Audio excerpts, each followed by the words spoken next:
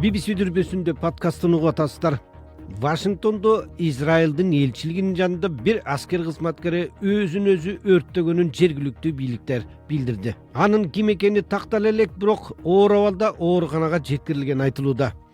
Вашингтондогу BBC кабарчысы Уоррен Булдун кабарын уктурабыз. A spokeswoman for the US Air Force confirmed that the incident involved АКШнын аскер аба күчтөрүнүн басма сөз катчысы бул инцидентке кызматтагы учкуч катышканын ырастады.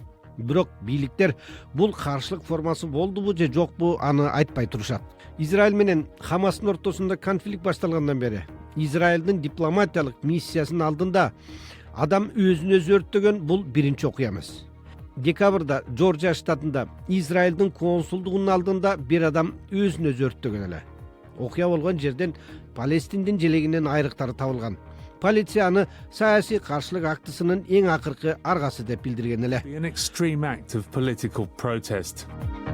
Бул Вашингтондогу BBC кабарчысы Уоррен Булдун кабары болду.